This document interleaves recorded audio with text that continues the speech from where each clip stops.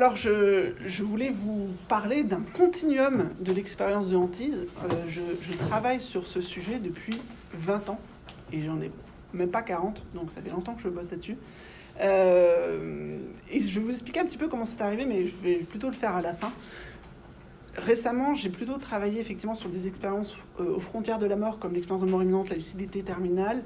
Je vais vous présenter également les nécrophanies, qui est un autre sujet qu'on a travaillé avec mes collègues.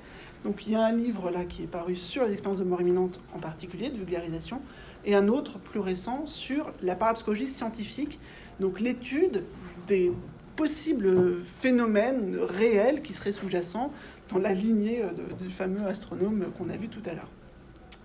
Et donc je suis membre d'un laboratoire de psychologie, mais j'ai également créé un centre de consultation pour les personnes qui vivent ces expériences et qui peuvent rechercher des informations, voire un accompagnement qui peut même devenir une vraie prise en charge thérapeutique. J'ai fait ça en 2007 dans le cadre de ma thèse, qui était une thèse de psychologie, mais un peu en mode recherche-action. Donc on prenait un peu ce qui venait.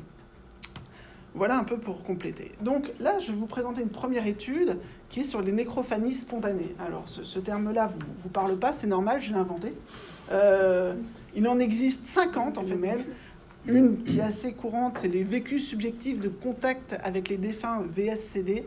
Enfin, peu importe, on en a vu plusieurs de ces épisodes dans le cadre folklorique anthropologique, dans le cadre historique.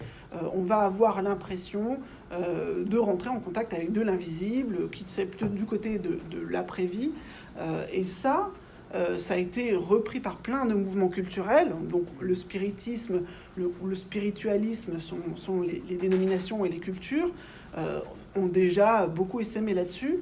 Mais je vais passer très vite par rapport à ça, parce que ce que je veux vous parler, c'est comment ça a pénétré dans le champ de la psychologie clinique et psychopathologique. En gros, des gens qui voient des fantômes, est-ce que c'est normal? Est-ce qu'on doit les soigner? Comment?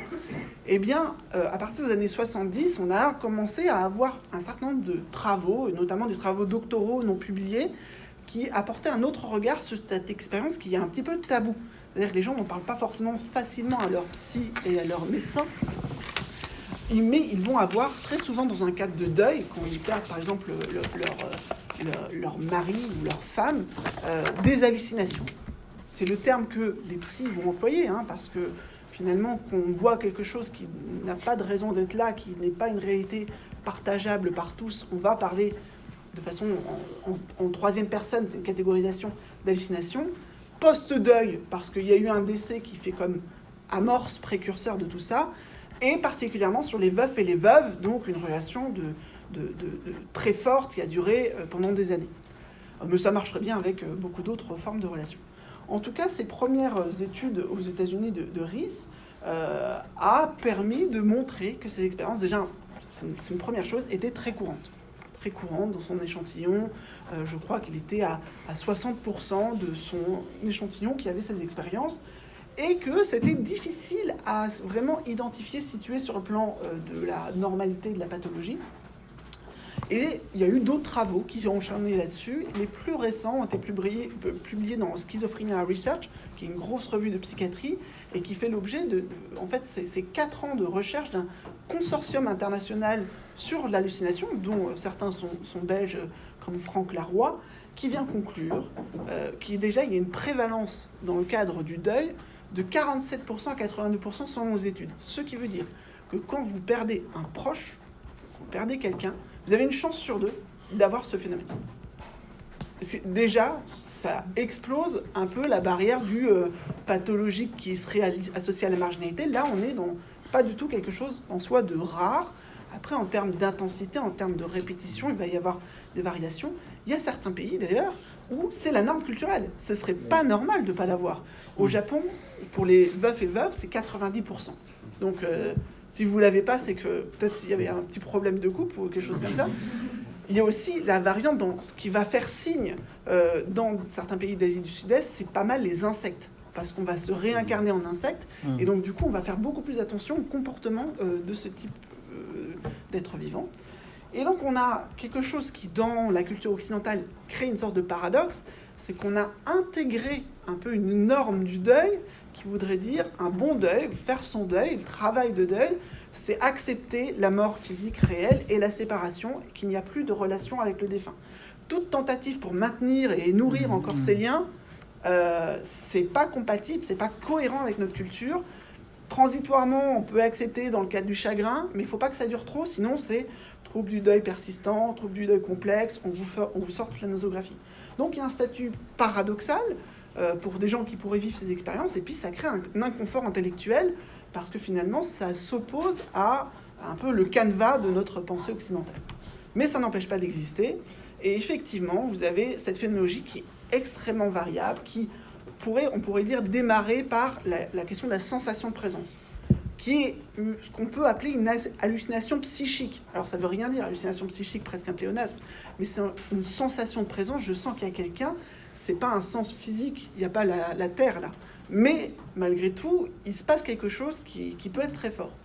Et puis après, phénomène dans toutes les modalités sensorielles, des conversations, des rêves puissants qui semblent porter des messages par exemple, des chansons qui font sens, des musiques qui font sens, qui vont devenir finalement des coïncidences qui vont nous suivre, des objets qui viennent nous donner aussi quelques messages, des objets perdus qui reviennent ou qu'on rencontre, et puis là, beaucoup plus dans le mode contemporain, ça explose, des télécommunications anormales. C'est-à-dire le smartphone est le meilleur ami de la nécrophanie actuellement.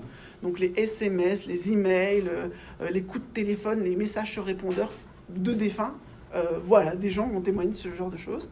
Et puis toujours, grand classique, les comportements inhabituels d'animaux ou d'insectes, et puis voilà, d'autres incidents. Bon, en gros, voilà, on a un panachage de phénomènes qui vont du plus subjectif et personnel, individuel, au plus objectif, c'est-à-dire que pendant la cérémonie d'enterrement, il va se passer 1 milliard de trucs que tout le monde va constater, quoi. Les lumières clignotent, l'horloge s'arrête, etc. Nous avons eu une bourse, en fait, une collègue suisse a eu une bourse pour faire une recherche sur ces nécrophanies spontanées. D'ailleurs, je n'ai même pas le droit de dire le nom de la fondation. C'était vraiment top secret. Et donc, ils ont fait un questionnaire horrible. Mais quand je dis horrible, c'est que jamais j'aurais voulu l'administrer aux gens parce qu'il faut à peu près 2 heures pour le remplir. Hein. Donc, il faut vraiment le vouloir. Donc, c'est des gens très motivés qui ont répondu. Je pensais qu'ils auraient personne. Ils ont eu plus d'1 millier de personnes. C'est la plus grosse base de données sur les nécrophanies spontanées. C'était en anglais, en français, en espagnol. Actuellement, c'est en train d'être traduit en allemand, en néerlandais et dans d'autres langues. Donc, rempli par beaucoup de gens, il y a à la fois des questions fermées et des questions ouvertes. Donc, on a des données qualitatives qui permettent d'avoir plus de 2 millions de mots à analyser. Elle a publié, alors je suis désolé pour la qualité de l'image, Evelyne Elzasser a publié un livre à ce sujet, mais vous pouvez aussi trouver gratuitement en ligne l'étude qu'on a conduite, publiée dans l'évolution psychiatrique. Voilà. Et en gros, qu'est-ce qu'on a fait? Nous, on s'est concentré sur une partie de ces expériences qui étaient les témoignages effrayants. Je dis nous, c'est à Nancy, enfin, dans le consortium de recherche, on nous a donné à peu près 108 expériences où les gens avaient dit celle-là, elle a été effrayante. Alors, qu'est-ce que ça veut dire derrière? C'était vraiment une petite portion de l'ensemble. Quand vous regardez, c'est seulement, je crois que c'était 12 ou 13% de l'ensemble. Mais malgré tout, on voulait voir en quoi ça jouait, quels étaient les impacts de ces expériences dites effrayantes, sous quelle forme elles se présentaient. Et donc, on a certaines de ces personnes qui, alors seulement 45% d'entre elles, donc 49%, qui ont eu des messages lors de ces expériences. Ces messages pouvaient parvenir soit par voie auditive ou de l'audition mais en mode télépathique, ou alors étaient déduits par les gens du fait de l'attitude non verbale, par exemple de l'apparition qui se présentait, ou simplement de la situation. Et donc on a dégagé des catégories. La majorité de ces messages sont des messages de consolation, de réassurance, d'adieu. Je vous donne quelques exemples à chaque fois.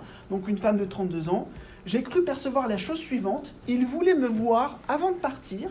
Il voulait avoir un dernier contact sur Terre avant de s'en aller définitivement. Pourquoi elle dit avant ? Parce que même si c'est dans un cadre de deuil, ça ne veut pas dire que c'est après qu'on ait appris la mort. Il y a parfois de ces expériences qui sont réattribuées au deuil, mais qui viennent en amont. Déjà un autre problème de prémonition. Une autre femme qui va dire « Il me disait qu'il fallait arrêter de pleurer, qu'il fallait avancer, qu'il était bien, il fallait que je le dise aussi à ma mère pour qu'elle arrête de pleurer et le laisse partir. » Bon, du grand classique. Il y avait des messages plutôt préventifs ou d'annonces où on utilisait ce canal pour prévenir certains événements. Il va arriver quelque chose, mais tout va bien. Voilà, c'est très vague, il peut arriver n'importe quoi, tout va bien. Il souhaitait que j'aille dans sa chambre, car sa lettre s'y trouvait. Et là, elle fouille, et elle trouve effectivement dans le tiroir, l'endroit donné, une lettre avec des explications ou des vœux. Je pars, il est l'heure pour moi de partir, voilà le message. Il y a aussi des messages qui sont plutôt dans une catégorie d'excuses, de restauration, de réparation de la relation. Imaginez le papa qui a violé sa fille, il meurt, il revient voir sa fille, il s'excuse, bon, mieux vaut tard que jamais. Il avait besoin d'expliquer la raison pour laquelle il avait eu ce geste, qu'il ne voulait pas fatal, et présenter ses excuses à sa mère, etc. Enfin bon, il y a plein d'autres choses comme ça. Je crois que c'était un geste de suicide pour cette femme de 47 ans. Voilà, vous avez aussi des messages qui tentent de communiquer un savoir sur l'après-vie. Il me dit que la mort n'est pas ce que nous apprend à croire. Enfin voilà, vous avez aussi ce même type de choses spontanément. Et puis il y a des menaces, il y a quand même quelques messages un peu particuliers, ou des demandes d'aide, ça peut s'entendre dans les deux sens. Il m'a dit que je devais quitter les lieux, que c'était chez eux, que je n'avais rien à faire ici. Voilà. Bon. Mais globalement, quand on regarde l'ensemble, on a une dimension globalement positive de ces messages, qui ne sont pas forcément en soi effrayants. Ils préparent à l'annonce du décès ou à un futur événement de vie négatif. Ils sont plutôt consolateurs. Consolateurs parfois sur un terrain affectif, parfois sur un terrain intellectuel. Ils viennent souvent faciliter une sorte de détachement, la conviction que le défunt est bien, se sent bien, ce qui permet à l'endeuillé d'aller plutôt de se sentir lui-même en paix, d'accepter davantage ce départ, cette transition. L'être cher est encore vivant, il est même parfois joyeux, il est dans un espace confortable, donc l'inquiétude n'a plus lieu d'être. Voilà, donc on a cette idée-là qui se dégage davantage des messages qui sont proposés, et puis finalement ça laisse à penser souvent aux individus que la relation qu'il avait avec le défunt n'est pas totalement terminée, qu'elle peut encore évoluer post-mortem, il peut veiller sur elle, il peut être là un peu en mode ange gardien. Voilà, il continue à être un objet, au moins sur le plan psychique, même s'il n'est plus sur le plan physique. Et on voit qu'il y a des bénéfices possibles de cette représentation d'une forme de survie, même si c'est en rupture, en discontinuité assez radicale avec la culture ambiante. Il y a quand même quelques angoisses, et du coup on a été leur demander qu'est-ce qui avait posé problème, pourquoi ils avaient coché cette case, comme quoi ils avaient été effrayés par cette expérience. Et là encore c'est un peu de la surprise. Ils affirment, pour 79% d'entre eux, avoir été effrayés parce que, par le contact supposément initié par le défunt, mais il y en a qui sont même pas sûrs par quoi ils ont été vraiment effrayés. Alors dans ce contact, il y en a qui disent simplement qu'ils ont été surpris. En fait, voilà, vous voyez quelque chose apparaître, vous vous réfugiez sous la couverture, et parfois même ils vont dire mais quel regret, en fait j'aurais voulu mobiliser davantage d'échanges. J'avais peur de perdre la raison, d'halluciner. Ça aussi, c'est une peur, mais plus dans l'interprétation après coup. Je pensais que l'intention du défunt était de me faire mal, mais bon, il n'a rien montré de tel. Et puis, 22% de réponses hautes qui vont vraiment dans toutes les directions. Donc, il y a vraiment cette idée d'une surprise, d'un effroi qui, du coup, est lié au caractère inattendu de la situation, mais pas tant à la situation elle-même. Un autre problème, c'est la perte de contrôle physique. Ça peut souvent arriver dans des états non ordinaires de conscience, tout simple comme étant le rêve. Le rêve est souvent le canal de beaucoup de ces ressentis. Donc j'ai ressenti comme une étrange décharge électrique traversant mon corps lorsque j'ai réagi à la visite et je me suis retourné dans le lit. Voilà, donc c'est ça qui l'a gêné. Voilà, les battements de mon cœur se sont accélérés. Après j'ai soufflé, j'ai tenté de maîtriser. C'est l'effet de surprise qui était le plus difficile à gérer. Bon, voilà. Quelques-uns d'entre eux ont parlé d'une intention perçue comme malveillante. Il semblait agressif, par exemple il faisait déplacer mon chien, ce qui nous dérangeait tous les deux, voilà, quelqu'un va dire ça. Et puis il y en a certains qui vont dire que c'était positif de tous les côtés, on ne comprend pas pourquoi ils ont coché la case effrayant, et ils sont peut-être un peu pas très clairs. Alors j'ai une femme de 86 ans qui dit par exemple « Je suis un channel, donc un canal avec l'au-delà, pour un esprit supérieur, et je fais l'expérience de ce genre de communication tout le temps. En fait, j'écris mon 3e livre à partir de cette source. » Donc voilà, bon, c'est pas très très clair. En gros, ce qu'on retient, c'est que cette angoisse, elle est souvent transitoire, elle est ambivalente, et c'est pas conforme au film d'horreur qu'on nous sert habituellement. Alors du coup, qu'est-ce qu'ils font avec cette expérience ? On leur demandait avec qui ils le partageaient. eh bien, la majorité décide de le partager avec seulement quelques personnes sélectionnées. Hein, parce que le partager avec tout le monde, c'est pas très évident, et le partager avec personne, c'est assez lourd. Mais alors, comment on va sélectionner ces personnes? Ça dépend aussi, finalement, du type d'accueil. Alors, quand ils vont le partager, déjà, ce qui se passe, c'est qu'il y a un accueil positif dans la majorité des cas, mais il y a quand même l'autre partie des cas, hein, 49%, où c'est négatif ou mixte. Alors, des exemples négatifs, ça va être, par exemple, les amis proches, beaucoup ont été amusés. Certains ont compris, m'ont rassuré, d'autres ont écouté sans conviction. Mon mari, il m'a dit que c'est mon cerveau qui me jouait des tours. Ma sœur, elle était effrayée de cette expérience. Une autre va dire, mon médecin, il m'a traité avec des antidépresseurs, Imovane pour dormir, Soliant pour mes visions et les voix que j'entendais. Les personnes n'ont pas compris ces expériences, ni les collègues, ni la famille. Donc effectivement, on s'attend à ce qu'il y ait ce type de réaction-là. Et du coup, ils vont sélectionner des gens qui sont par exemple des amis ouverts à l'énergie, qui pensent que l'âme ou la conscience survit à la matière. Donc, on ne présume pas forcément que le médecin ou le psychologue ait ce type d'ouverture, ce qui fait qu'ils appréhendent beaucoup d'en parler à des professionnels conventionnels. Alors, on sait que les expériences exceptionnelles en général peuvent avoir un impact très important dans la vie, hein, même si ça se produit qu'une fois, ça peut être assez déterminant, ça peut créer des sortes de bifurcations dans l'existence. Là, par rapport à la question du deuil, et par rapport à la question même générale, il va y avoir un bon tiers des personnes qui affirment que cette expérience-là a complètement changé leur vie. Pour 49% d'entre elles, c'était important, d'autres modérément important, pas important, etc., etc. Mais donc majoritairement, c'est pas anodin. Bon, on peut s'y attendre. Là, un des impacts précis, c'est que ça peut amener à penser que la mort n'est pas ce qu'on croyait, qu'elle n'existe pas ou pas sous la forme qu'on concevait. Et du coup, ça peut diminuer la peur de notre mort pour une partie d'entre eux. C'est pas systématique, hein, c'est pas vraiment des croyances que chacun va adopter, mais c'est similaire à ce qui peut arriver avec les expériences de mort imminente, par exemple.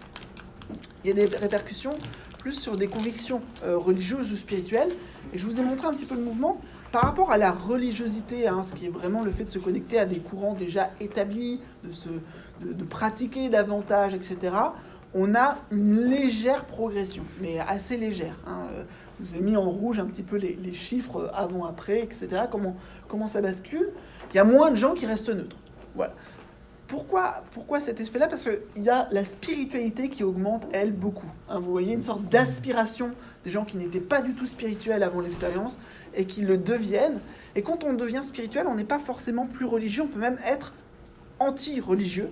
Hein, et donc dans ce cas-là, ce qui fait qu'on va avoir des gens qui étaient déjà dans un bain religieux ou qui ont trouvé une sorte d'interprétation religieuse qui leur convient et qui s'y investissent davantage, et d'autres qui vont plutôt œuvrer dans la spiritualité anti-religieuse, non religieuse, et qui vont du coup créer un peu ce désaccord avec la religiosité.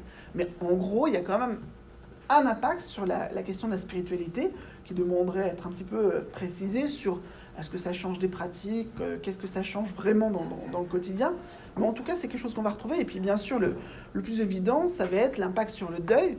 Les gens qui ont ces nécrophanies sont en majorité des gens qui vont dire que ça a été très bénéfique, que ça a été une étape clé dans leur travail de deuil, entre guillemets. Mais c'est pas systématique, ça marche pas pour tout le monde, ça dépend aussi vraiment de l'expérience. Il y a beaucoup plus de gens qui vont croire à une vie après la mort. Les sceptiques initiaux, qui étaient 19% au départ, ne sont plus que 1% dans l'après-coup. Et les incertains sont passés de 28 à 9%. Donc la tendance, c'est vers une croyance en la vie après la mort, avec un impact sur le deuil. Mais alors du coup, on arrive à un deuil, à un travail de deuil, c'est pour ça que je mets aussi entre guillemets, qui n'est pas conforme à ce que, je sais pas, on attend en tant que clinicien, dans une obédience un peu inspirée de la psychanalyse, parce que finalement les travaux de Freud sur le deuil ont maintenant constitué une sorte de norme culturelle. Ce travail-là, chez Freud, c'est accepter la réalité de la mort physique et faire un travail de mémoire. Et toute notre culture, elle n'a pas toujours été sur ce plan-là. On communiquait avec les morts pendant très longtemps, mais on a été de plus en plus vers le travail de mémoire. On a reconfiguré les endroits pour les cimetières, les modalités des cérémonies funéraires, etc. Et donc, le bon deuil, c'est pas de maintenir des liens. Or là, on a une forme paradoxale de deuil, c'est-à-dire le deuil est bien vécu, la personne ne montre pas de signes de détresse, de tristesse, de dysfonctionnement dans son quotidien, etc. Elle regorge de libido, on pourrait dire, mais elle est toujours en contact avec les défunts. Voilà.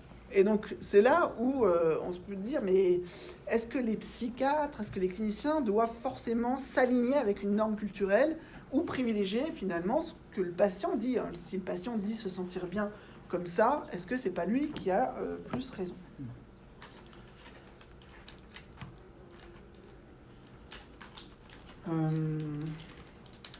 Bon, j'ai quelques extraits, mais vous les trouverez aussi dans l'article. Des gens qui disent « Je n'arrivais pas à faire le deuil jusqu'à la nécrophanie. Je ne suis vraiment pas sûr de la façon dont se serait passé mon processus de deuil si je n'avais pas vécu la communication avec le défunt. » Beaucoup de ces gens vont dire que c'est une expérience du coup centrale dans ce processus de deuil. Et beaucoup souhaiteraient, si c'était possible, avoir de nouveau ce type de contact. Et vont peut-être parfois les chercher.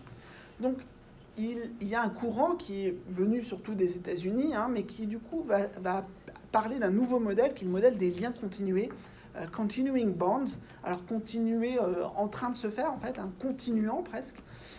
Et du coup, il y a de plus en plus de travaux sur une sorte de modèle alternatif de compréhension du deuil. Finalement, le modèle occidental n'est pas du tout le modèle universel. Hein. Il y a beaucoup de cultures où on maintient les liens, on travaille les liens.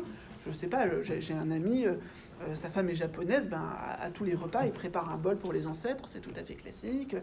Voilà, lui, il est athée, sceptique, mais il fait quand même, quoi. Voilà. Il y a de base déjà beaucoup de gens qui croient à la vie après la mort, même si c'est pas prouvé scientifiquement, etc. Aux États-Unis, par exemple, c'est 1/3 des adultes qui croient qu'il y a une vie après la mort. Et en fait, dans le monde, c'est beaucoup plus grand que ça. Donc, faire son deuil sans reconnaître l'intégralité de la perte, sans effacer, sans être seulement dans un travail de mémoire, c'est quand même un changement important. Et qui, avec ce changement de norme, ça veut dire peut-être revoir aussi nos outils, leur sensibilité, et puis comprendre ce qui se passe, quel est le processus. Parce qu'il ne faut pas non plus idéaliser.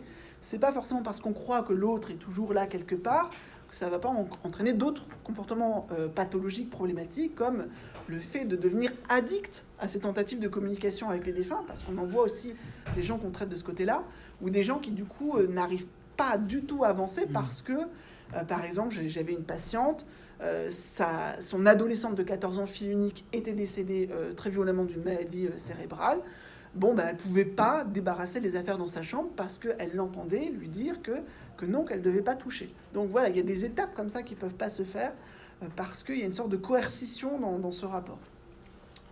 Mais finalement, pour les cliniciens, travailler sur ce lien-là, ça reste un matériel tout à fait envisageable, au sens où finalement il se rejoue quelque chose du lien qui était déjà présent, et donc tous les problèmes qu'il y avait déjà dans la relation peuvent être retravaillés. Il y a encore des choses qui sont à finir. Je pense à une autre patiente, ça me traverse l'esprit comme ça, qui a demandé lors de la mise en bière, vous savez,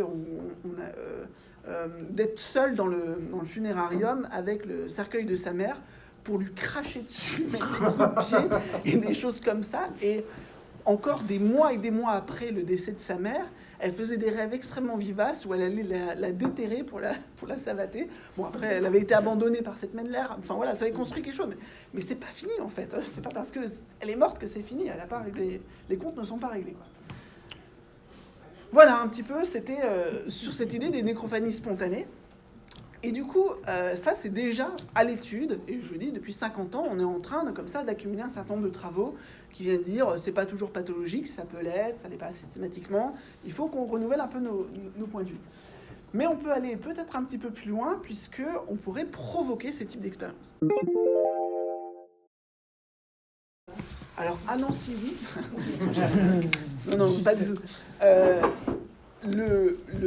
L'article de Camp dans Schizophrénie Research en 2020, c'est un article qui donne des guidelines pour les cliniciens dans une revue de premier plan.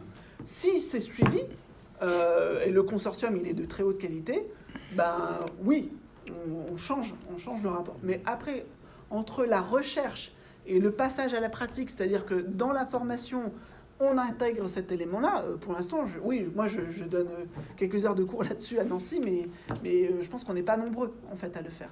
Et effectivement, il y a, en fait, pour un clinicien, il y a le problème il y en a d'autres qui le font déjà, si vous voulez. Hein. Il y en a d'autres qui le font déjà, qui s'appellent médium, qui peut s'appeler chaman, et donc il y a des pratiques alternatives qui viennent aider à faire le passage d'âme, la transition, etc. Et donc, ce qu'on voit arriver, c'est des cliniciens qui ne sont pas forcément universitaires, qui sont un petit peu comme ça, friands de choses nouvelles, etc., et qui se mettent à intégrer dans leur pratique les morts. Et donc, ils convoquent les morts, avec l'hypnose, avec le MDR, voilà, avec des percussions et des modalités chamaniques. Donc, on voit arriver, il y a des bouquins, il y a quelques cliniciens comme ça qui font ça, mais c'est clairement pas une norme. Et comme pour l'instant, ça vient plutôt de gens un peu excentriques et un peu marginaux, c'est encore très disputé. Mais les recommandations et les données de recherche vont plutôt dans ce sens. Alors, justement, pour aller plus vite que la musique, l'idée, ce serait de provoquer ces expériences.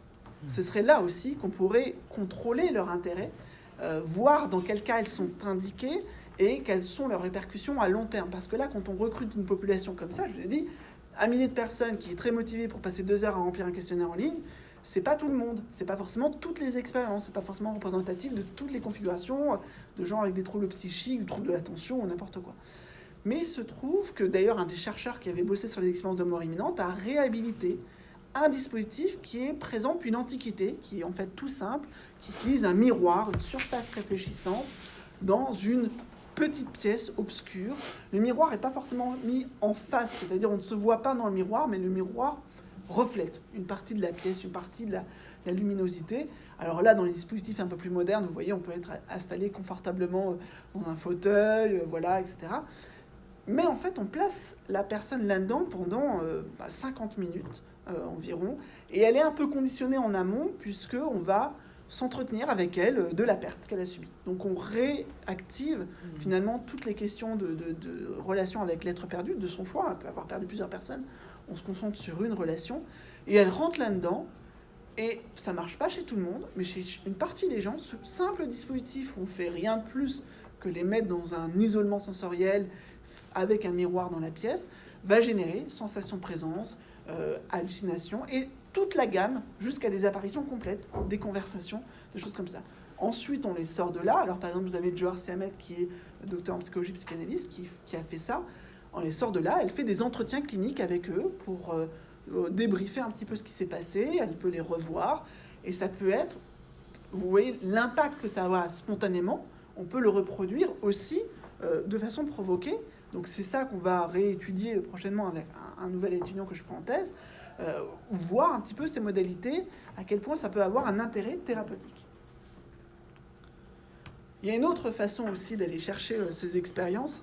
Alors vous voyez, le premier dispositif était soft, hein, mais celui-là, il est plus axé sur le fantasme contemporain autour de la technologie. Dans les années 1990, un neuroscientifique canadien, Michael Persinger, était très intéressé par les champs électromagnétiques faibles et leur implication en stimulation transcrânienne sur la tête, sur le cerveau. Et il avait notamment de l'intérêt pour les lobes temporaux, voilà, qui étaient liés à l'épilepsie. En gros, la connexion, c'est les gens qui font de l'épilepsie ont souvent des expériences mystiques, religieuses vachement bizarres. On peut se dire qu'il y a une base neurologique à tout ça. Est-ce qu'on peut stimuler cette base neurologique et faire avoir de même type d'expérience chez n'importe qui ? Et donc, il va mettre ce casque et, première étude en 90, 80% des participants rapportent des impressions de présence, voire des sensations de présence éthérée dans la pièce. Donc, ils ont senti et vu parfois des anges, des défunts ou d'autres entités, avec le casque qui émettait des champs électromagnétiques faibles. Alors, au cours d'un documentaire, le casque inventé par Koren, un des participants, un des chercheurs, va avoir le surnom de casque de Dieu. Et ça va être du coup médiatisé. Ils vont faire une dizaine d'études similaires avec le même outil au cours de la décennie suivante. Et plein d'expériences étranges vont être rapportées par les sujets. Il se trouve que dans les années 2000, d'autres personnes refont la même étude, mais en double aveugle. Alors en double aveugle, c'est-à-dire que l'expérimentateur ne sait pas quand est-ce que le casque est allumé ou quand est-ce qu'il n'est pas allumé. ou même tout simplement, en fait, le sujet, déjà, lui, ne sait pas quand est-ce que le casque est allumé ou pas allumé, eh bien, on a les mêmes résultats. Donc, l'expérience mystique, les sensations de présence, les visions, surviennent à partir du moment où on met la personne, on la conditionne, on lui dit il va se passer quelque chose d'étrange dans votre esprit, laissez faire, c'est pas grave, on contrôle, on est là, on est des bons scientifiques, on a des blouses blanches, on gère. Et du coup, on se rend compte qu'on est capable de passer de la neurothéologie, comment la neurologie et la neuropsychologie expliquent un peu les expériences mystiques, à du neuroplacebo, comment on arrive à faire du faux avec du vrai. Et donc, on essaie aujourd'hui d'utiliser ce même dispositif pour ces effets dits placebo, effets contextuels, et en lien avec la suggestibilité, pourquoi ça marche chez un tel ou pas chez tel ou un tel, etc. Donc actuellement à Nancy, si on a les autorisations du comité d'éthique, c'est toujours compliqué, on reproduit cette expérience avec des formats placebo ou pas placebo. Et bon, ça promet d'être assez rigolo parce que ce qu'il faut comprendre, c'est que même dès le départ, les champs électromagnétiques très faibles que mettait en place Persinger sont équivalents au niveau de ce que dégage un sèche-cheveux au quotidien. Je suis pas sûr que le matin vous avez des expériences mystiques, voilà. Et là, pour se dire que des gens ont eu des expériences de ouf qui ont été déterminantes. Alors par exemple, il y a une sceptique qui s'appelle Suzanne Blackmore qui a dit c'est l'expérience la plus incroyable de ma vie. D'accord, ok. Je sais que c'est un sèche-cheveux, quoi. Enfin voilà. Et voilà, c'est quand même intéressant parce que ça nous permettrait d'avoir en amont un peu les caractéristiques, les profils des gens, de contrôler d'ailleurs sur le long terme, sur des années, les répercussions de cette expérience, de les investiguer au plus près en faisant des entretiens phénoménologiques pour voir vraiment ce qui se passe. Donc on a une sorte de virage épistémologique où on passe d'expériences spontanées, dont on ne contrôle pas tout, qui sont des témoignages, à des expériences provoquées, induites, et là on pourrait peut-être mieux comprendre ce qui se joue pour ces individus. Voilà, donc c'était une deuxième partie, une deuxième voie d'étude. Voilà. Je peux prendre une question, si vous voulez, par rapport à tout ça, l'induction de ces expériences, nécrophanie provoquée. Sinon, je continue. Ok, pas de questions. Alors, qui connaît l'HLM hanté de Fontenay-aux-Roses? Vous n'avez pas vu se passer ça? Si, vaguement.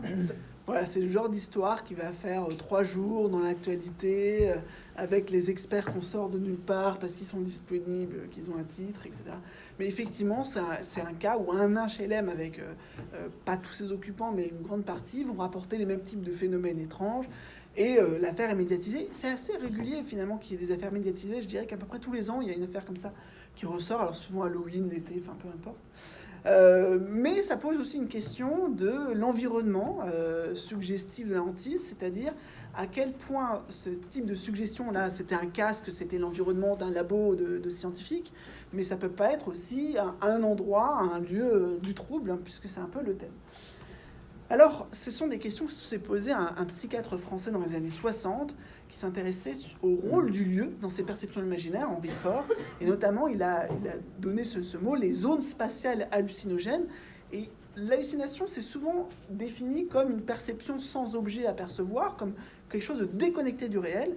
Et lui, il disait, mais il y a plutôt une sorte d'interaction où on récupère des stimuli de l'environnement et on les réinterprète, on les mélange, il y a quelque chose qui se produit là-dedans et qui veut peut-être générer ces hantises. Parce que lui-même, il avait été appelé à enquêter sur certains cas et il ne trouvait pas vraiment de psychopathologie chez les gens qui disaient être hantés.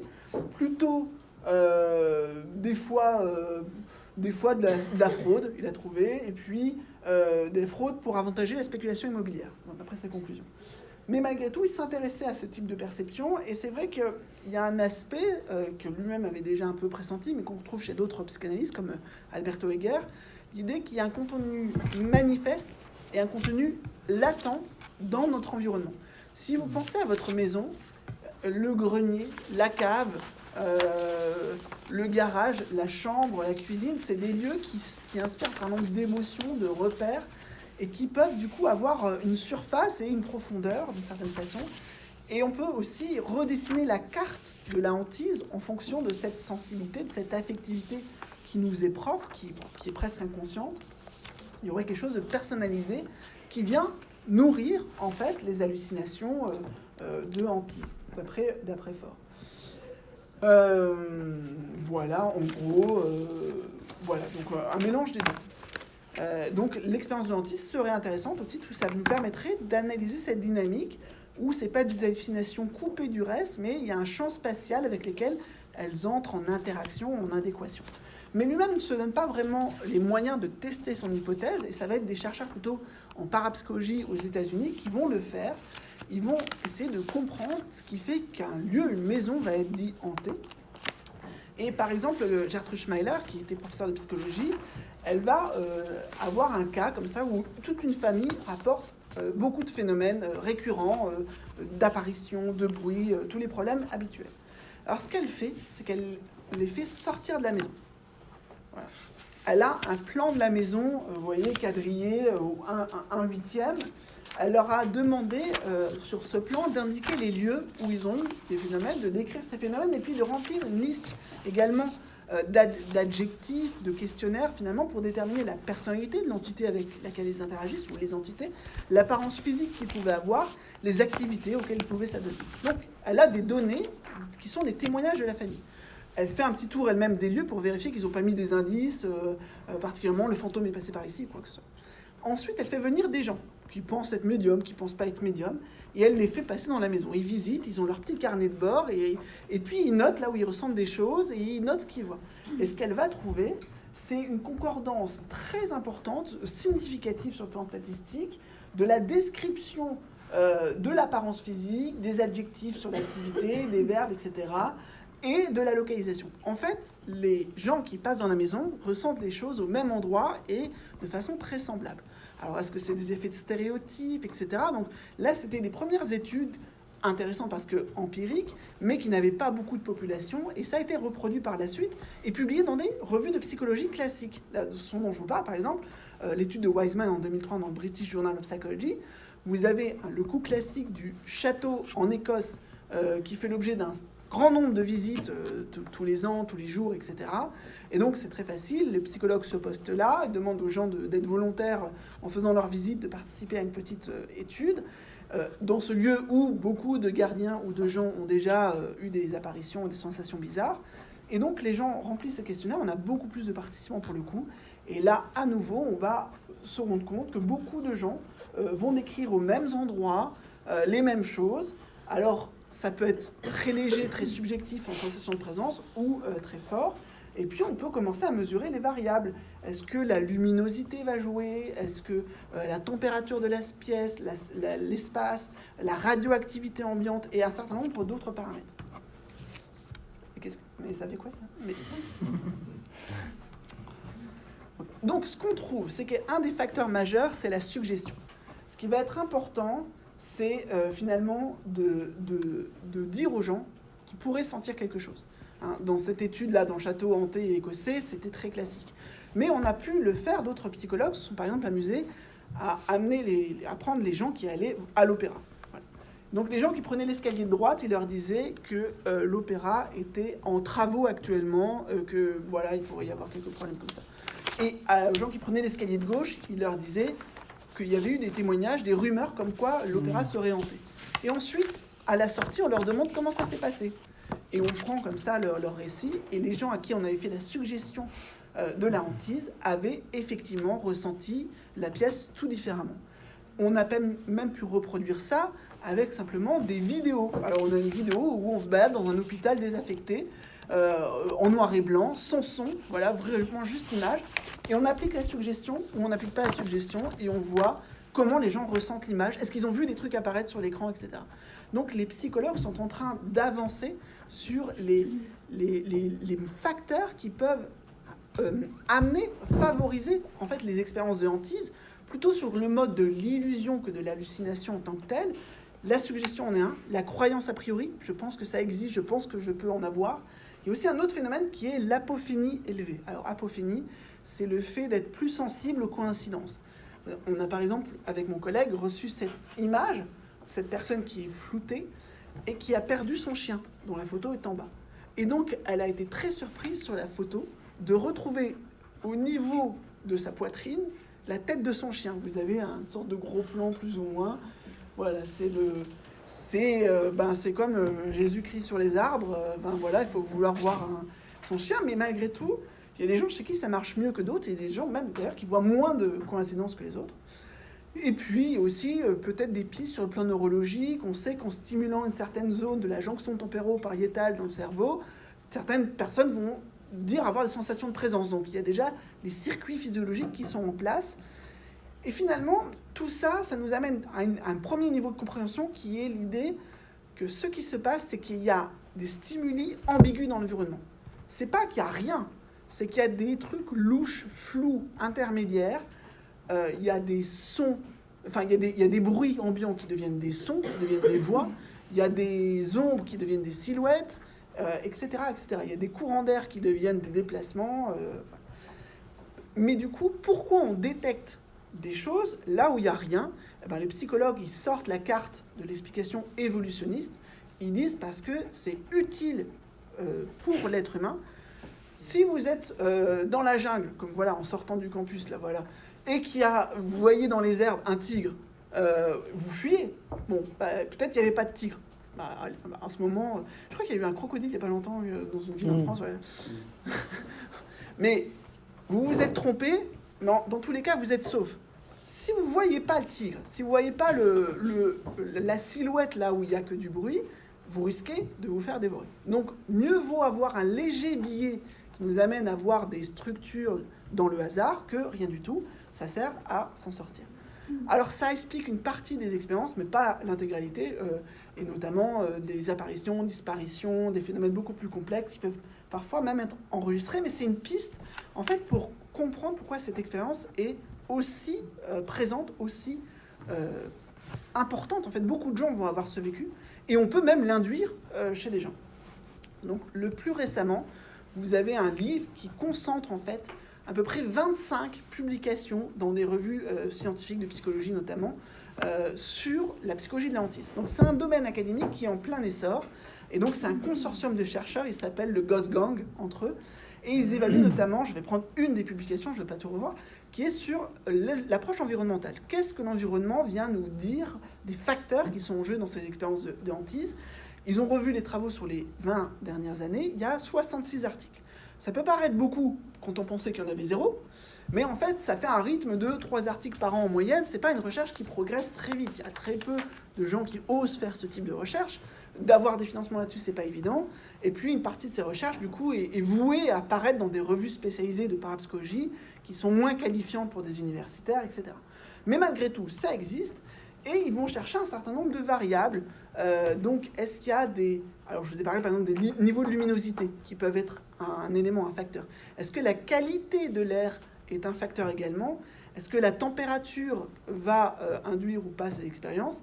On a testé d'autres variables physiques comme les infrasons. Alors, vous ne savez pas forcément, mais par exemple, un climatiseur défectueux, vous ne l'entendez pas, mais produit un certain nombre d'infrasons qui peuvent avoir un impact sur le cerveau. Donc, générer des hallucinations. Donc, on pourrait avoir des circonstances où ces infrasons pourraient être à la base de phénomènes de hantise, puisqu'on a tous des appareils défectueux, visiblement. Et puis, des champs électromagnétiques dans la même lignée que Persinger. Et puis aussi, l'idée d'avoir des indices intégrés, d'avoir des choses très spécifiques qui font peur, qui sont angoissantes, qui rappellent des souvenirs un peu traumatiques, des choses comme ça. Donc, il y a toutes ces variables qui font l'objet d'un certain nombre d'études. Je vous passe très vite le détail, mais les conclusions, parce que c'est ce qui peut être intéressant, c'est que pour l'instant, la qualité des recherches n'est pas très bonne. Les recherches sont très différentes les unes des autres, avec des méthodologies qui ne permettent pas toujours de conclure efficacement en termes de nombre de participants, de taille des faits. Donc, c'est encore immature.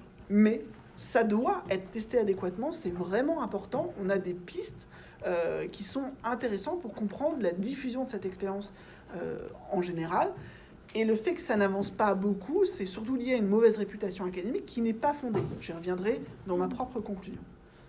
Mais en gros, il y a du boulot. Et alors, une façon, encore une fois, on était sur le spontané, on va passer sur le provoqué.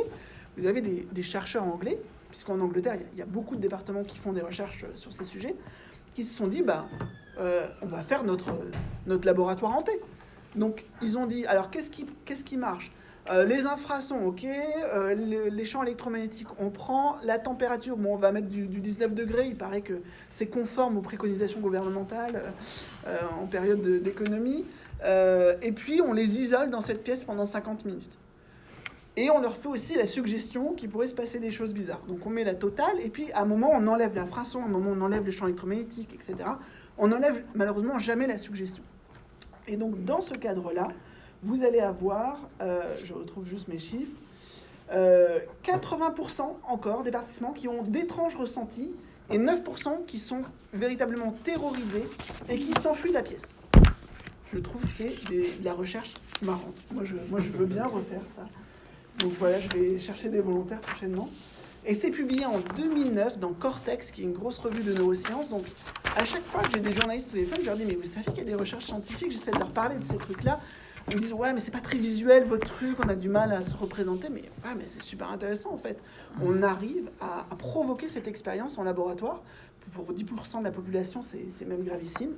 Alors, on est sur cette idée d'une théorie du signal-bruit, d'un rapport signal-bruit, ce qu'on appelle un peu le modèle un peu des fausses alarmes. En gros, on a cette idée qu'il y a une part qui est liée à la personnalité, à la psychologie des individus. Certains sont plus sensibles que d'autres à certains stimuli. Alors, c'est pas une pathologie. Le modèle qui est plutôt en cours, c'est un modèle qu'on appelle de la transliminalité. C'est des gens qui ont une porosité psychique plus importante. Par exemple, quand ils regardent une émission, ils sont beaucoup plus absorbés, ils ne captent pas ce qui se passe dans l'environnement, ils se dissocient plus facilement, ils ont un certain nombre de choses comme ça qui vont de pair. Donc eux, avec un peu de stimuli, ils rentrent dedans. Ils interprètent des signes, ils voient des coïncidences, ils sont plus favorables à des illusions.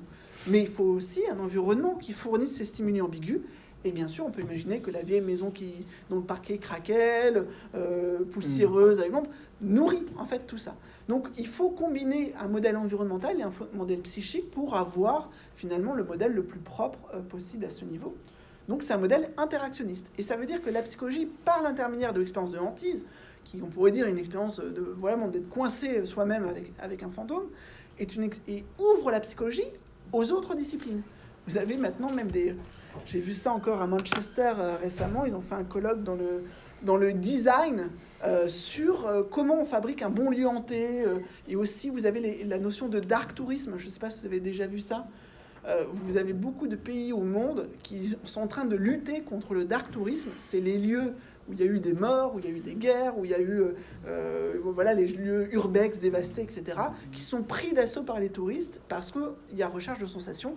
D'ailleurs, le legend tripping est une activité classique à l'adolescence, aller dans les lieux un peu suspects, etc. Voilà. Donc ça fait partie, et ça ouvre la psychologie à l'approche écologique, on pourrait dire. Et pour finir, parce que j'ai déjà été très long, ou alors je m'arrête là, c'est comme vous voulez. Je sais pas. Écoute, il est... Non, mais dis un mot si tu veux. Sur... D'accord. J'avais un cas clinique qui était le premier en fait que j'ai rencontré. Je vais faire vite fait. C'est une étudiante en psychologie comme moi qui était en licence à ce moment-là, dont l'appartement était hanté. Et ça a commencé d'abord par un rêve, un cauchemar, dont le professeur avec une sorte de crise d'angoisse dû au fait que son réveil s'est mis à sonner et elle était complètement perdue de là où elle était. Et puis ça a fait remonter le trauma des agressions sexuelles de son père, voilà, qui a essayé de fuir. Donc cette étudiante, dont l'autre aspect intellectuellement, c'est qu'elle investissait cette question de la pédophilie, du passage à l'acte, où elle essayait de développer des compétences pour soigner, pour faire des recherches à ce sujet-là.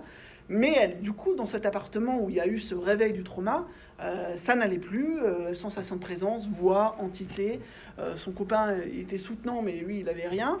Et puis, donc tout cet aspect subjectif, plutôt du côté de l'angoisse, allait de pair avec le fait qu'il y avait les voisins du dessous qui se sont plaints à plusieurs reprises. Et d'ailleurs, une fois, ils ont fait une scène alors que j'étais présent chez mes amis, parce que pendant la nuit, à 3h, 4h du matin, ils déplaçaient les meubles, ils faisaient énormément de bruit. Alors que, bon, bien sûr, ils ne bougeaient pas de leur chambre. Et donc, les voisins, parano, je ne sais pas, ils ont fini par déménager parce que c'était insupportable qu'il y ait du bruit dans l'appartement du dessus. Enfin, voilà. Mais en gros, voilà, moi, ça m'avait fait tilter, mais comment des gens formés à la psycho rationnelle comme moi, qui n'ont pas l'air d'être psychotiques plus que ça, peuvent entrer dans ce type d'expérience. Et quand j'étais au Montréal à ce moment-là, quand je suis rentré en France, j'ai été voir un prof, je dis je peux faire ma recherche là-dessus en fait, et c'est comme ça que j'ai démarré. Donc voilà, c'était pour le cas de Galatée. Mais ça, c'est un peu les modèles sur lesquels on travaille, je ne vais pas rentrer dedans, mais on a des modèles en psychologie maintenant, où on essaye d'intégrer ces différentes expériences, et justement le rapport entre le modèle que je me fais de la réalité, la façon dont moi je conçois la réalité, est souvent coupé en deux, de façon très arbitraire. Le modèle que je me fais de la façon dont le monde fonctionne, par exemple, on a parlé tout à l'heure de la gravité, la causalité, la flèche du temps, tout ça, ce sont des principes qui sont établis. Alors quand il y a des anomalies, quand il y a des violations de ces principes, comme dans les phénomènes de hantise, rien ne va. Et puis il y a d'autres phénomènes qui sont du côté des modèles de soi, comment je pense que je fonctionne. Donc par exemple, si je pense déplacer ma main, je donne l'ordre à ma main de se déplacer, mais si ma main se déplace toute seule et commence à faire des trucs que je ne contrôle pas, il y a problème, il y a dissociation. Si j'entends des voix que je ne reconnais pas comme miennes, il y a un autre problème. Et donc toutes ces expériences, finalement, s'imbriquent dans un modèle descriptif, phénoménologique, qui commence à être étudié. On commence à avoir des interventions cliniques en fonction, finalement, de ce qu'on a compris du lien entre ces expériences et la construction de la personnalité, le rapport à l'environnement, etc. Je ne rentre pas dans le détail aujourd'hui, mais j'essaye de rentrer dans le détail avec mes étudiants, c'est pas facile. Juste pour... Non, merci. Une conclusion déjà un petit peu épistémologique. Je ne crois pas en fantômes, mais j'en ai peur, qui est une phrase de la marquise du Défend, femme de lettres, qui, à mon avis, traduit assez bien une position presque intenable sur le plan scientifique. Pourquoi cette expérience n'est pas plus étudiée ? Je prends un exemple qui est celui de Freud, qui a écrit un livre entier sur l'inquiétante étrangeté, on a parlé des marionnettes, etc. Et à un moment, comme ça, j'étais tombé dessus, il dit « Ah oui, le meilleur exemple d'inquiétante étrangeté, ce sont les maisons hantées. » Mais nous n'allons pas l'étudier parce que dans ce cas-là, l'effrayant se mélange trop à l'incroyable, on va rien pouvoir en sortir, c'est le fouillis. Bah non, c'est dommage, en fait, il y avait matière.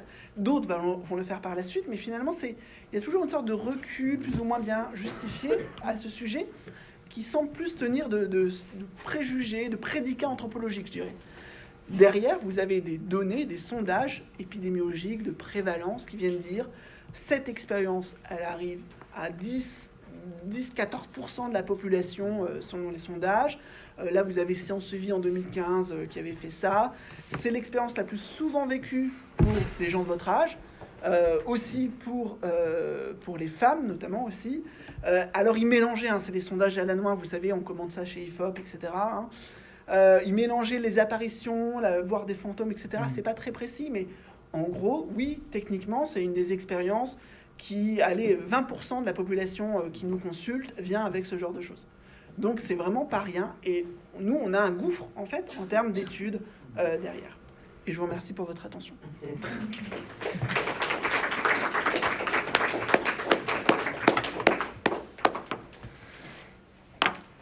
Alors, des réactions, des expériences personnelles. Je n'osais pas demander, mais...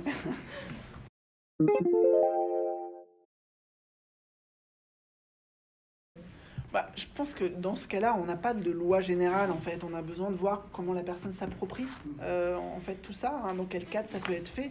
Mais bien sûr, s'il y a une dérive financière derrière un intérêt, l'intérêt, ça va être d'alimenter le truc. Et donc, là où on a quelques publications, pas beaucoup, c'est des psychiatres qui voient des addictions à des médiums. Mais vous avez aussi des instituts... alors, le spiritisme a beaucoup joué là-dessus, sur la consolation, mais aujourd'hui, ils vont parler plutôt de transcommunication instrumentale. Nous avons des technologies qui, avec la fumée, avec les bruits, etc., produisent ce bruit ambigu, ou cette image ambiguë, dans lequel vous allez entendre, voir apparaître vos proches.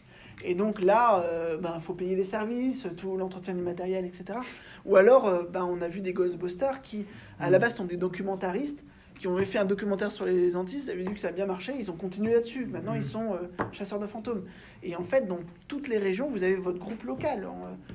D'ailleurs, j'étais en contact avec ceux du Nord pendant une période. Mais c'est plus facile à trouver des gens qui viennent vous aider à régler vos problèmes avec vos morts que d'aller en parler dans un cadre professionnel où on a une écoute rigoureuse et respectueuse. Mais là, c'est un autre aspect encore, c'est qu'il faut comprendre, il y a beaucoup Vinciane Desprez qui a travaillé là-dessus, dont Au bonheur des morts et puis son récent livre. On voit bien qu'il y a des failles dans le modèle du travail de deuil classique et la vision c'est mort, c'est pour de bon, quoi, puisque tout le monde bricole. Elle trouve des exemples de toute nature, en fait, des bricolages spirituels, culturels, mélangeant finalement un certain syncrétisme de croyances, où les gens, ils se créent leur connexion, en fait, avec les défunts. Donc, l'IA, aujourd'hui, bien sûr, le problème que ça a posé, c'est qu'il y a même eu des suicides avec l'IA, enfin les relations qu'on peut entretenir avec des avatars d'intelligence artificielle ont déjà conduit à des décès ou à des addictions graves.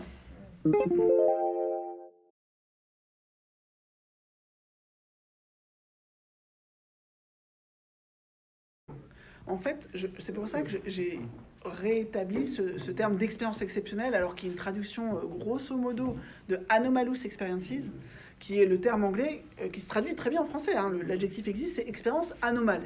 Ça vient d'anomalie. Sauf que quand j'écris anomale, les gens lisent anormal ou entendent anormal, ce qui n'est pas du tout il n'y a pas de rapport à la norme dans ce cas-là. Expérience exceptionnelle, c'est vraiment en amont. On prend le vécu, on a une approche centrée sur l'expérience. Et on ne sait pas. On ne sait pas. Moi, je dis, voir un fantôme, c'est vraiment le zéro en termes de signes cliniques. Je ne sais pas si c'est bien ou pas bien. Si c'est de la psychose, de la bonne santé, ou voilà. Donc, on est sur une approche de neutralité en termes de santé mentale. Quand on parle d'expérience exceptionnelle, on est là-dessus, on est sur même le transdiagnostic. C'est-à-dire, on prend les manuels, on va avoir des expériences exceptionnelles qui peuvent remplir toutes les catégories. Voilà, on pouvait voir ça comme de la schizophrénie, si vous voulez, comme de la dépression. C'est pas de problème, ça remplit. Ce qui se passe, c'est qu'on est en dialogue avec la position actuelle dominante, qui est une position de catégorisation en troisième personne qui n'est pas neutre. Donc le fait de parler d'hallucination, c'est bien un jugement, un verdict qui est posé par quelqu'un qui n'est pas celui qui a vécu l'expérience, forcément. Celui qui a vécu l'expérience peut s'auto-diagnostiquer hallucination, il le fait très facilement, mais il y a un ressenti qui est en contradiction aussi avec ça. C'était tellement réel, c'était tellement vrai. Il y a d'ailleurs un terme, en français, on parle d'hallucinose, quand la personne sait qu'elle hallucine. Par exemple, il y a des troubles neurologiques très précis, on hallucine, on sait que c'est une hallucination, on ne fait pas attention, quoi. Mais là, c'est une hallucination par un jugement, par une interprétation après coup. Donc c'est juste qu'on est en dialogue, effectivement, entre deux paradigmes, et c'est un paradigme qui est surpathologisant d'un côté. Il y a aussi une tendance sous-pathologisante, parce que parler d'entente de voix, ça pourrait presque minorer le fait que il y a quand même une interaction. Dans certains cas, ça peut l'être. En fait, c'est juxtaposé. Il faut démêler, mais il faut démêler de façon singulière. Voir un fantôme, c'est pas pathologique. Entendre une voix, c'est pas pathologique. Parfois, oui, pour un individu, dans une situation, à un moment donné, et ça se règle ou pas. Alors, en fait, ce qui est assez rigolo, c'est que les gens qui bossent sur l'entente de voix, c'est le grand écart. Marius Romeu, qui est le psychiatre social qui a fondé le mouvement, lui, il dit le bon terme, ce serait perception extrasensorielle. C'est rigolo parce que c'est quand même le terme en parapsychologie qui désigne la télépathie, la clairvoyance, la précognition. Mais pour lui, c'est ça. On est dans quelque chose de au-delà des tableaux classiques. Alors, expérience exceptionnelle était plus générale et plus neutre d'une certaine façon. Oui. Non, mais c'est sur l'aspect visuel. Oui, mais en fait, oui, parce que Marius Romeu, il dit que ça vaut perception extrasensorielle, c'est pas que les voix. De toute façon, le mouvement sur l'entente de voix a déjà bifurqué pour intégrer toutes les formes d'expérience étranges. Aujourd'hui, les groupes d'entendeurs de voix, ou alors ça va être des groupes, par exemple en Angleterre, ils appellent ça What is reality? Qu'est-ce que la réalité? Alors, venez parler avec moi de qu'est-ce que la réalité, et chacun vient parler de ce qu'est la réalité. Et donc, c'est un relativisme total. Et on n'est plus juste sur j'ai entendu une voix, est-ce que je peux venir chez vous? C'est moi, ma réalité, j'ai envie de la partager, elle n'est pas forcément celle de tout le monde, mais ok, bienvenue, viens parler de ta réalité. On n'est pas là encore, hein, pas partout. Hein. Le DSM reprend quoi? Alors le DSM, c'est rigolo, c'est poreux. Hein. Le DSM, ça a quand même cette particularité d'être influencé par des mouvements culturels, et des lobbies, etc. Et le lobby de l'entente de voix a pesé sur le DSM. Alors c'est un truc qu'on a publié avec un de mes doctorants qui bosse là-dessus récemment. Si on s'est amusé à aller voir des gens qui entendaient des voix régulièrement, et alors il se trouvait qu'ils étaient médiums. Bon, ouais, voilà, oui, parce qu'ici ils entendent des voix, à un moment ils en font quelque chose. Donc il y en a même une qui a été médium et psychanalyste. Enfin, bon, voilà, tout est possible. Le DSM, c'est un manuel diagnostique qui sert de bible en quelque sorte des troubles comportementaux. Il y a une version 4, 5, etc. C'est pour dire, dans le cadre de la recherche scientifique ou dans le cadre de l'administration, quelle pathologie, pour quels critères, quelle durée, quel traitement, voilà, ça veut dire un peu ça. Et donc, dans le dernier DSM, on a appliqué le DSM-4 et le DSM-5 aux mêmes personnes. Et avec le DSM-4, elles étaient schizophrènes paranoïdes. Avec le DSM-5, elles n'avaient pas de diagnostic.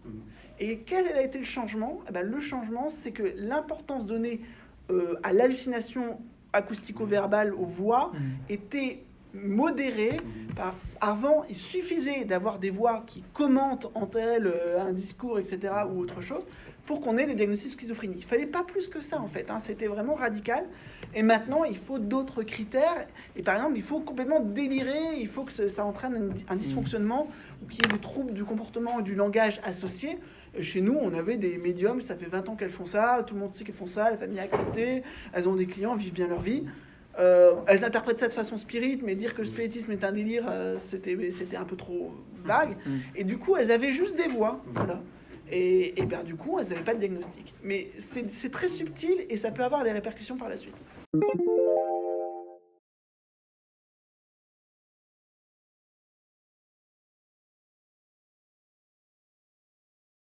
Je pense que dans la conférence que vous pouvez retrouver à Manchester, qui a eu lieu, je pense, 2021, sur design et hantise, il y a plein d'artistes, plein de chercheurs en art plastique, design, etc., qui ont bossé de façon transdisciplinaire là-dessus. Je ne pourrais pas vous dire des noms comme ça. Je pense que j'avais croisé des gens, mais je pense que c'est un peu à faire. Il y a pas mal, en fait, il y a un autre courant qui vient effectivement du full footage, etc. Mais il y a aussi des croisements assez rigolos. Par exemple, pour moi, Paranormal Activity et encore le film, il commence à dater, mais le premier, qui se rapproche le plus des témoignages que moi je reçois. Mais il s'en rapproche et à un moment, il y a un écart. Et je trouve qu'à chaque fois qu'on traite ce sujet, on le traite par l'horreur et par une fictionnalisation très agressive. Or, moi, les hantises que je reçois sont complexes sur le plan psychologique, avec des enjeux relationnels qui sont à peine suggérés dans ce genre de film. Il n'y a pas de monstre qui apparaît, il n'y a pas de sang, il n'y a pas de blessure physique, il n'y a pas de réel danger. C'est une agressivité qui peut être métaphorique quand elle se présente. Et il y a même des aspects positifs. Alors, une des premières personnes que j'avais étudiées pour la hantise, elle avait été aussi dans la panade financièrement. Il y a 2 reprises, elle est passée devant des distributeurs de montres qui ont craché des billets. Je trouve que voilà, c'est plutôt sympa et ça me donne envie d'avoir une hantise, quoi. Alors qu'à la télé, non. Et les billets étaient réels? Ah oui, là, oui, ils étaient bien réels, 2 fois.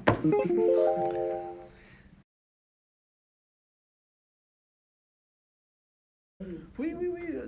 Dans ces contributions, vous avez beaucoup de, je mettrais asiatiques, pas que Japon, mais qui contribuent parce que pour eux, c'est plus facile à étudier. Même les gens en parlent plus facilement.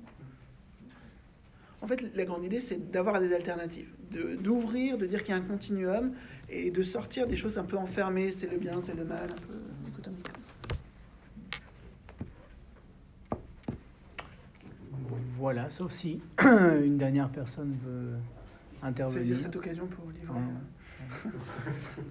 Bon, écoutez, voilà. Merci.